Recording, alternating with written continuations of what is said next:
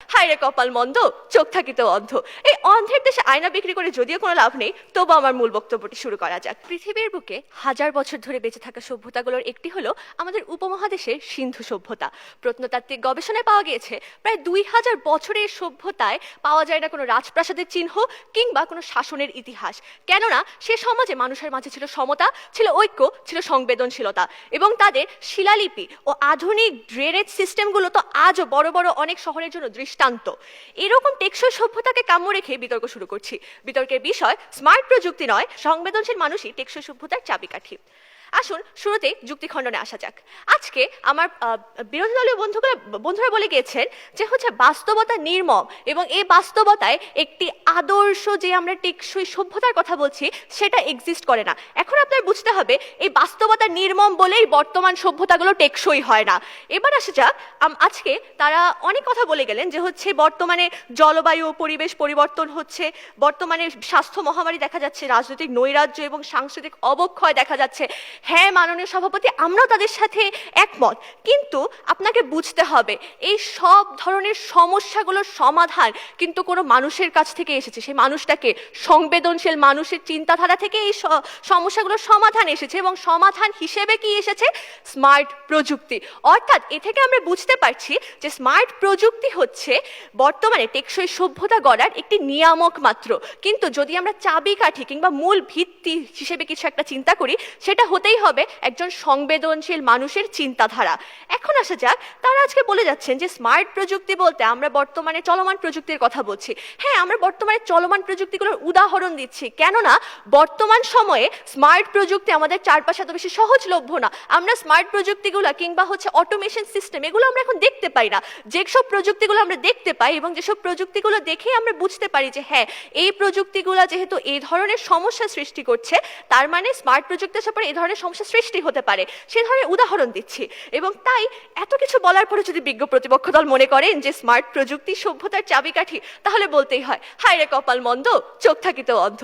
এই অন্ধের দেশে আয়না বিক্রি করে যদিও কোনো লাভ নেই, তবু আমার মূল বক্তব্যটি শুরু করা যাক। শুরু করছি আজকে আমাদের যুক্তির ব্যাখ্যা দিয়ে। আজকে আমাদের প্রথম যুক্তিটি ছিল স্মার্ট প্রযুক্তি ব্যতীত একটি সুষ্ঠু টেকসই সভ্যতা করা সম্ভব, কিন্তু সংবেদনশীল মানুষ ব্যতীত সভ্যতাকে কোনো ক্রমে দীর্ঘমেয়াদী ও টেকসই করা সম্ভব নয়। আজকে আমার বক্তব্য আমি শুরুই করেছি সিন্ধু সভ্যতার উদাহরণ দিয়ে, যারা কিনা তৎকালীন প্রযুক্তিগত দিক থেকে রোমান কিংবা মিশরীয় সভ্যতার চেয়ে অনেকাংশেই পিছিয়ে ছিল। তারপরেও ইতিহাসের পাতায় সেসব সভ্যতাদের পাশে স্বর্ণাক্ষরে লেখা আছে সিন্ধু সভ্যতার নাম, কেননা সেটি ছিল একটি টেকসই এবং সুদূর প্রসারী সভ্যতা। কেন? রাজাহীন একটি সাম্রাজ্য তারা ঐক্য, সমতা এবং সংবেদনশীলতার দরুন সমৃদ্ধি লাভ করেছে।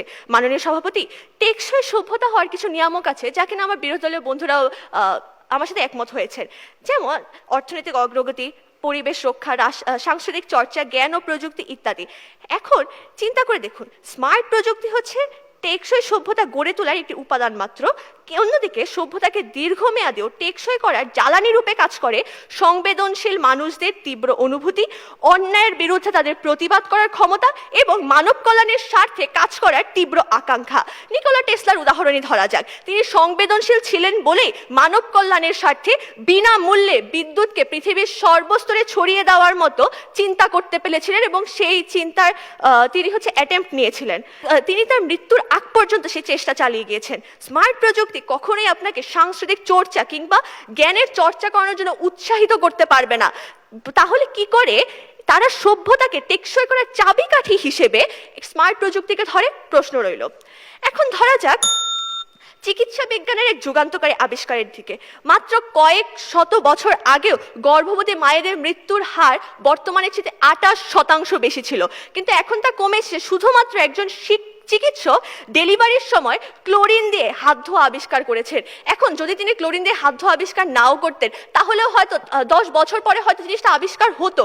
কিন্তু দেখা যেত এই যে 10 বছরের যে সময়কালটা, সেই সময়কালটা কমে এসেছে। কেন? কারণ একজন সংবেদনশীল মানুষ চিন্তা করেছেন।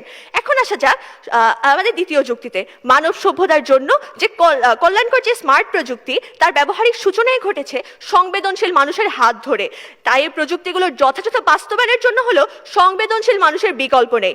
মাননীয় সভাপতি, চিন্তা করুন, ভোট দেওয়ার জন্য ইভিএম মেশিন হোক কিংবা ইডুটেক হোক, শিক্ষার জন্য যারা এসব প্রযুক্তিগুলো জনসাধারণের মাঝে ছড়িয়ে দিয়েছেন তারা নিঃসন্দেহে সংবেদনশীল মানুষ, এবং তারা মানুষের কষ্ট বুঝতে পেরেছিলেন দেখেই তারা এই ধরনের বিষয়গুলো মানুষের সামনে তুলে ধরেছেন এবং স্মার্ট প্রযুক্তিগুলো সৃষ্টি করেছেন। এবং তাই আরো একবার প্রমাণিত হয় যে স্মার্ট প্রযুক্তি নয়, বরং সংবেদনশীল মানুষই টেকসই সভ্যতার চাবিকাঠি। ধন্যবাদ।